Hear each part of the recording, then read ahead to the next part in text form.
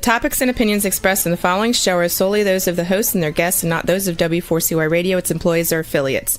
We make no recommendations or endorsements for radio show programs, services, or products mentioned on air or on our web. No liability, explicit or implied, shall be extended to W4CY Radio, its employees, or affiliates. Any questions or comments should be directed to those show hosts. Thank you for choosing W4CY Radio.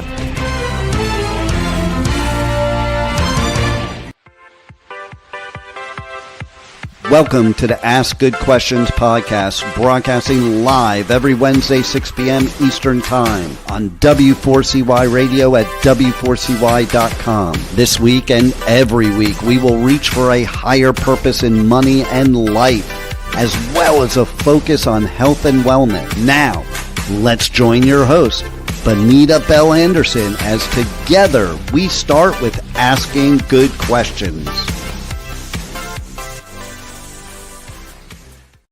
Hello and welcome to the Ask Good Questions podcast. Today we are starting a three-part series on Social Security. Today is going to be all about what's new with Social Security and what's been going on lately. The next one will be for a senior, basically for a senior couple. And then the last one will be for women in particular. My plan is for these to be the first Wednesday of the next 3 months. But that won't matter if you're looking at this later or watching the recording. And so let's get started. I do have some slides. So, all right, I'm going to be taking you through a bunch of stuff about what in the world is going on with Social Security right now. I'm sure you've been seeing the news. And especially, though, what this means for you. So here's the topics we're going to be touching on. Social Security paid a 2.5% cost of living increase. For those of you already on Social Security, you know this. We're going to talk about how the COLA is, how it is determined, put it into context, and see what it means for your Social Security benefits going forward. Another number affected by the cost of living adjustment is the earnings test threshold. We're going to talk about how much you can earn in 2025 without having benefits withheld if you claim Social Security before full retirement age. I have been teaching Social Security classes for many years, and I am going to show you in many, many different ways why you should wait, all right? But we're going to talk about taxes, and that may be the thing that you know most about or most aware of, because you've seen about the tax bill that just happened at the beginning of July in 2025. For those of you on Medicare, we're going to go over the Part B premium for 2025 and see how it's not just such a straightforward number anymore. We'll also cover dates for 2025 and 2026. We're going to give you an update on the status of the Social Security Trust Fund, which you may have seen several things on the internet about. And we're going to discuss some ideas for reforming the system to make it more solvent for the future. And we're going to give you an update about Social Security claiming strategies. And finally, there's brand new legislation that has taken away the windfall elimination provision, basically things that had to do with government workers and some teachers. And those provisions have gone away. So, and I will remind this about the reason that you're seeing my email for you is I'm offering you a complimentary analysis of when you should take Social Security. There is a small charge for a professional evaluation, but the PDF report for you is complimentary. So I will remind you a couple of times, but I thought the easiest way to do that is if you have questions or you want to further explore what this means for you, you can email me at my email address that you see. Okay. So we're going to start with the cost of living adjustment. All right. So that went up 2.5% in 2025.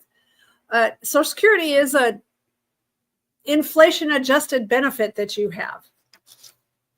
And this number is the most eagerly awaited number every October when the Social Security Administration figures out what they're going to do for the new year. And another number is the new earnings test threshold. What is the income level where you're still charged Social Security, and that is sent to the government. All right. And then the higher Social Security wage base. We're going to talk about that. I'm going to tell you again and again and again, do not take Social Security and still be working while you are still under your full retirement age. I'm going to show you what that means. All right.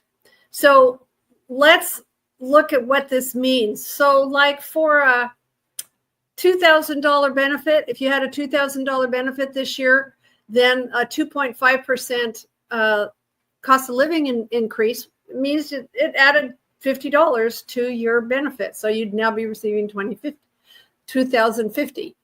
Now, what I'm going to tell you is, again and again, I'm going to tell you many times that if you're working and you're taking Social Security and maybe you're taking money out of an IRA, you have a lot of different ways that you could be getting taxed. So we're going to discuss this and see if I can sway you to my way of thinking.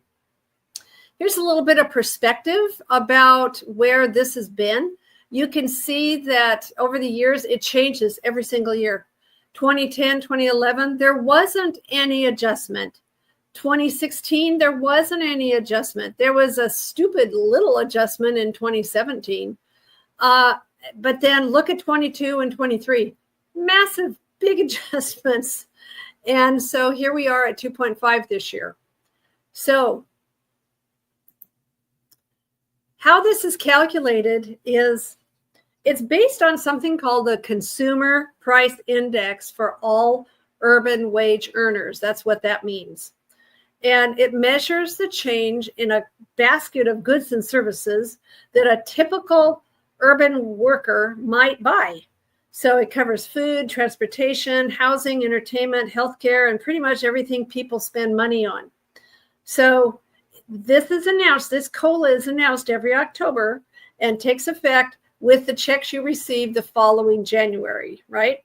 And if you haven't started Social Security yet, be aware that that cost of living adjustment is added to whatever your benefit was before the calculation for your benefit, all right? And so your benefit will be raised by that cost of living increase, and every year it would go up. So there's something also that you need to be aware of, and that's called an earnings test. So you're working in a job, right?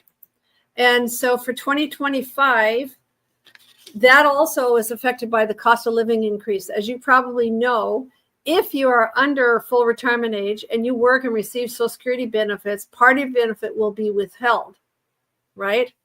So $1 in benefits for every $2 earned over $23,400, right? That is the threshold. And if you're receiving benefits, the year that you turn your full retirement, say if you're turning 67 this year, then you're working and you're receiving Social Security, then it would be $1 for every $3 earned over $62,160. So this new higher threshold comes into play if you're receiving Social Security last year and you turn full retirement age in 2025. In the months leading up to your full retirement age month, so say you have a birthday in September and you'll be 67 in September, then that 1 and 3 will be calculated on whatever you're receiving in Social Security up until that birthday month. Then there won't be any more deduction. However, Social Security, your work income, any IRA distributions that you're having, all of those are going to be calculated for taxes. And trust me, I'm going to be getting into taxes a little bit later. So while we're on the earnings test, I'd like to take a moment to explain the monthly earnings test. Yes, there is something called a monthly earnings test. That comes into play the first year that you apply for Social Security benefits. So let's say you're under full retirement age, say you're under 67, and you file for Social Security this year and you continue to work. Bad idea, but let's say you do that. If you earn more than $1,950 in any month, your benefit will be withheld. Okay? Then next year, you'll be subject to the regular earnings test, the $23,400 adjusted for next year's COLA. So not only are you getting penalized because you are taking it early, but now because you're under 67, so it's just a bad idea all the way around. I'm going to try to convince you that. Generally, my recommendation is to wait until you stop working to apply for Social Security, so you don't have to deal with the earnings test. But there may be exceptions. I get that. And we can certainly discuss your individual circumstances. If you contact me, you've got my email address there. All right. So moving on, payroll taxes in 2025. They didn't really, the taxable earnings went up to $176,100. So if your income is $170,000, then Social Security would be taking out up to that $170,000 number, and then no more Social Security taxes would be taken out. All right. So let me see. I'm going to get to the next slide here. Nothing changed with the bill that just happened. The tax rate remains 6.2% each for employee and employer. So if you're self-employed, it's 12.4% for self-employed people. And there wasn't any change for Medicare taxes, 1.45%. That also did not change. So, but the maximum Social Security tax, the amount that's taken out of your paycheck for Social Security is going to be at that threshold of $176,100. I'm going to have something to say about that a little bit later when we talk about the future. So let's say an example of the bill that just happened, right? You all probably are very aware on July 4th that President Trump signed in a new bill into law. It does not eliminate taxes on Social Security benefits. It just seems that way. All right. So basically, a quick example to help you is, let's say there's a married couple. They're both age 65 plus, and they are under the $150,000 income limit. So in order to get this deduction, you have to be under $150,000 in income. The maximum total standard deduction is now $46,700. How in the world did we get there? There's a base standard deduction of $31,500. So this is for doing your taxes, right? There's a base standard deduction. Then there's a senior extra deduction of $3,200. Plus now there's a bonus deduction of $12,000 for $6,000 for the husband, $6,000 for the wife. This deduction, the way it's just been written into law, is available whether a taxpayer takes the standard deduction or itemizes their deductions. This is, it's a good thing to probably think that it could possibly eliminate the taxes on Social Security benefits for the vast majority of seniors during these years. This is only 2025 to 2028. We're going to see what happens in 28, huh? So talk to your accountant, talk to your CPA, see how this might affect you personally. All right. So taxation of senior, so basically what I'm saying is your Social Security benefit is still going to be factored in. And if you notice, really most married filing jointly couples with provisional income of over 44,000, you're going to be paying taxes, or now what we should say is tax would be figured on up to 85% of the total benefit that you and your spouse receive. If you're married filing separately and living with a spouse, it's 85%. And really singles, it's even worse for them. Over 34,000 in income, it's going to be up to 85%. So just realize Social Security is still being figured into how much income you have, right? And then there's another aspect that is required minimum distributions. That now starts at, it wasn't legal or not, it was signed into law this year that it's age 73. You don't have to worry about this until you're age 73.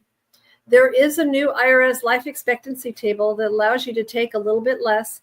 And just realize that between, if you're working still, and the reason I know this is because my husband, a retired pharmacist, he worked until he was 75.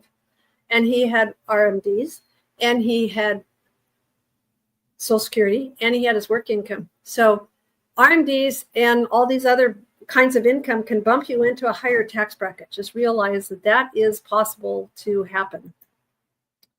So one of the things that you can do to head off taxes on Social Security benefits is convert to a Roth. If you have IRA money, consider taking at least a portion of it and converting it to a Roth. You will pay taxes now on that distribution, but then once it's in a Roth and you take a Roth for income later on, there's no taxes then when it comes out. So I'm going to tell you again and again and again also to delay Social Security. You're going to reduce the number of years your income is subject to tax. Okay. So that is something that I've just seen again and again and again. All right. We're going to talk about Medicare a little bit. So I keep telling people, you know what, just figure that we're going to be paying $200 a month for Part B premium before we know it. And it's now $185 a month. Last year, if you're curious, last year it was $174.70. So that's why I'm saying don't be surprised if you see $200 a month for Part B premiums sometime soon. So if you are on Social Security, this hold harmless provision, I'm not going to spend a lot of time on it, but it does apply when it doesn't cover the increase in the Part B premium. And it didn't apply this year. Social Security's COLA was 2.5, but a lot of times that cost of living increase that you get your Social Security, it doesn't cover your Medicare premium going up, because this year the Medicare premium went up by 5.9%. That's just the way it works. So there's also something for people that are blessed with higher income. You may be paying more in your Part B premiums based on your income. So you can appeal if the income has changed due to a life-changing event such as retirement. And unusual capital gains is not grounds for an appeal. But let me give you an example. You may not be able to see this, but over on the left is the income levels. And most people, like for a joint couple, up to $212,000 in income, you're going to pay $185 a month on Part B premium. Now, the Part B premium also comes out of your Social Security if you're taking Social Security. If you are 65, but you are going to intelligently wait until age 70 to take Social Security, but you're starting Medicare at age 65, then that Part B premium is just taken out of your checking account. You know, you just do an automatic deduction for the health insurance premium. But that's $185. But you can see on the right-hand side is the Part B, B and D premiums, the Part B and the Part D is prescription. It can go up significantly, but like for a 334,000 income level, you'd be paying $405 a month, right? So just be aware that that can happen for higher wage earners. So here's some dates to watch. I'm going to talk to you first about next year. If you are already in a Medicare Advantage plan and you're not liking it, you can, first of all, you could make a change in the fall when the open enrollment is, but January 31st, this is just to let you know, January 31st to May 31st is called the disenrollment period. You can switch, or maybe something changes. You can switch from a Medicare Advantage plan to original Medicare. Make sure that you can get a supplemental policy, because sometimes you may be subject to underwriting. And so sometimes people miss the Medicare general enrollment period. So if you miss the initial or a special enrollment period, maybe because you were retiring, you can enroll in Medicare now. So coverage starts the month after the enrollment, okay? So then most people are going to be interested in this, the October 15th to December 7th annual open enrollment period. You can switch Medicare Advantage plans. If you have original Medicare, you can switch drug plans. And just be aware that these plans change every year in a lot of cases. So if you have health issues and you drop your Medicare Advantage plan, you may not be able to get a Medigap policy. So be sure to get that lined up first if you're thinking about dropping Medicare Advantage plans or doing something different. All right. Are you wondering what's going to happen with Social Security in the future? Are you wondering if it's going to be there? Yes. I'm a financial advisor, and of course, this is my opinion, but yes, I believe it is going to be there. And I'm going to explain why. So, Social Security was basically designed as a pay-as-you-go system. Payroll taxes from current workers go into a trust fund and are immediately paid out to current retirees, right? Because baby boomers have been in their peak earning years, the trust fund has accumulated more than needed for current benefits. Right now, the trust fund holds about $2.7 trillion. That was actually as of about 6 months ago, which is invested in special issue Treasury securities.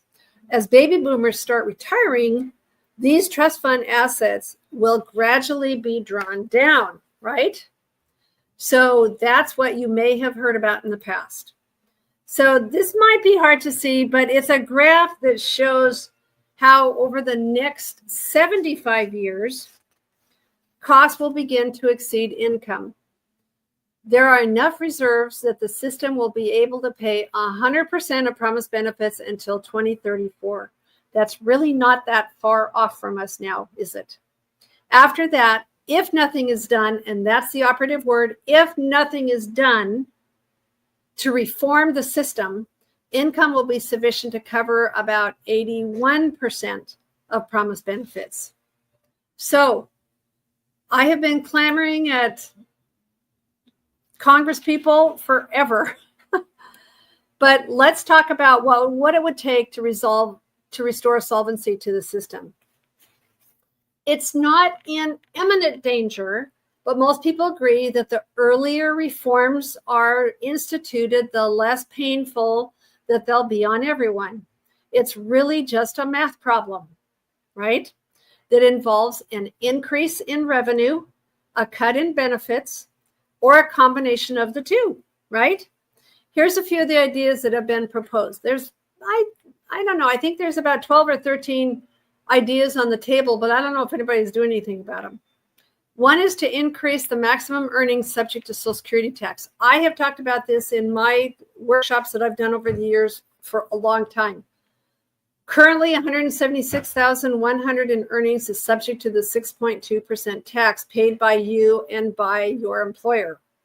One way to shore up the system is to raise the earnings cap or eliminate it altogether. So another reform proposal calls for raising the full retirement age, another thing I've guessed could possibly happen. Currently, full retirement age is really, for most of the people looking at Social Security now, it's 67.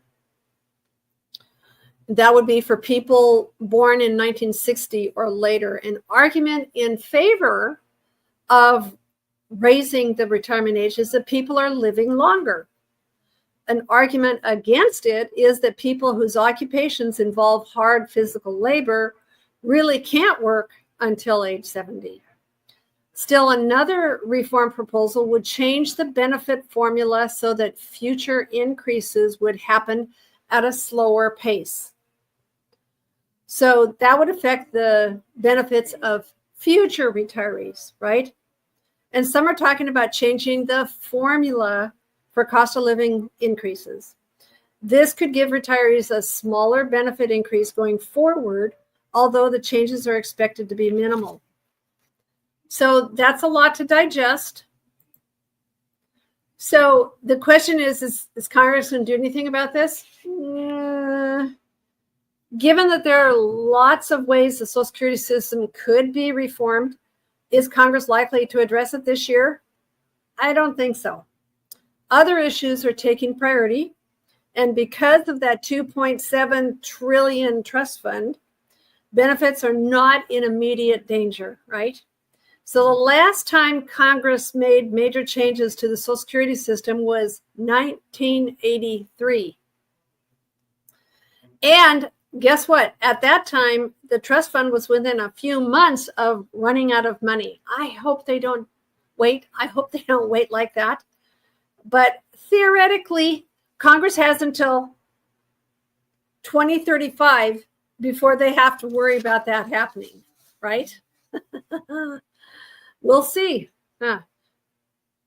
Send a letter to your congressman, okay? So here's some claiming strategies. There's a couple that have just gone away, so I'm not even dealing with that.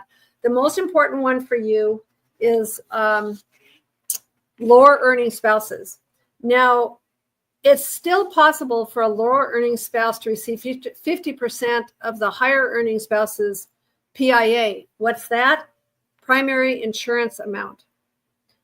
And so that would mean the lower earning spouse would have to be less than 50% of the higher earning spouse's benefit. So if she is claiming before her full retirement age, don't do that. But if she is, the benefit will be less than 50% if she's going to get deducted on that.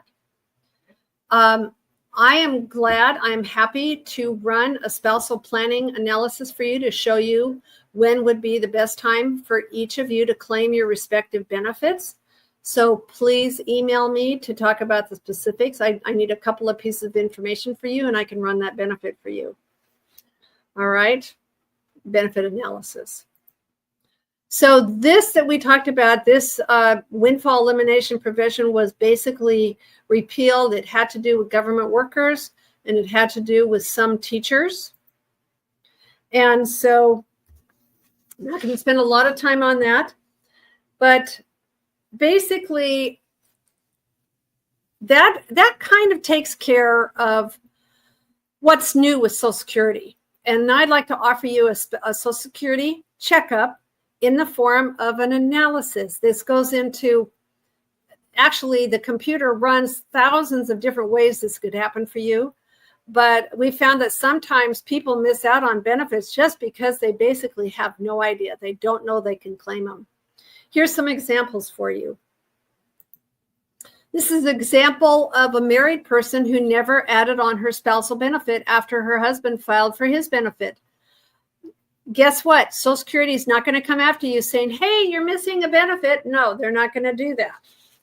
So So if she has been earning her benefit, if she had started her benefit and then her husband had waited, thankfully, and he now has his benefit going, she's going to have to call Social Security and say, hey, I think I'm due a spousal benefit on his income. So she has to apply for the spousal benefit, which she didn't know to do. So our analysis reveals things like that. Here's another one. How about a divorced person who didn't know she could claim a benefit off her ex-spouse, right? So now, not everyone can do this because your own benefit, if you've been working, your benefit may be higher than your spouse's or your ex-spouse's.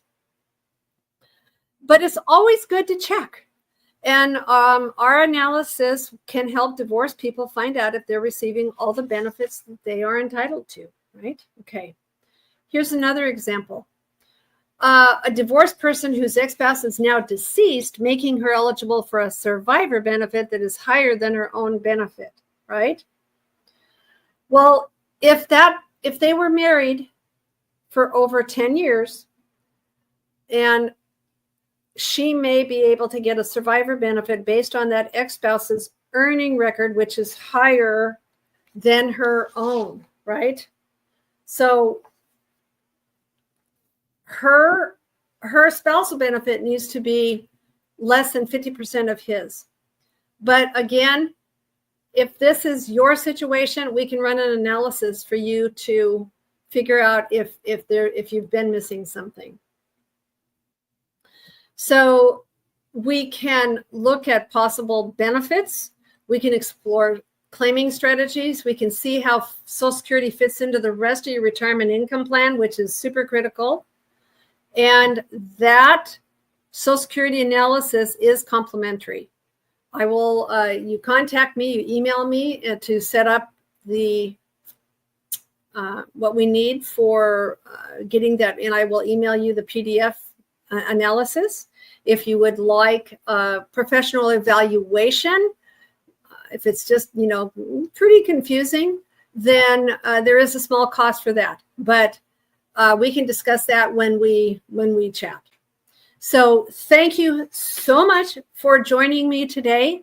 I hope this helps give you a little bit of an idea, or maybe calm your fears that Social Security is going away. Like sometimes you see all kinds of crazy things on the internet. So it is not going away. It could change, but it is not going away. Thank you today for joining us for what's new with Social Security on the Ask Good Questions podcast. Today's episode is over, but we did ask good questions again, didn't we? Don't miss out as we broadcast live every Wednesday, 6 p.m. Eastern Time on W4CY Radio at W4CY.com. Join Bonita Bell Anderson next week for more conversations with experts on finances, retirement, behavioral finance issues, health and wellness, and more. Until then, remember to ask good questions.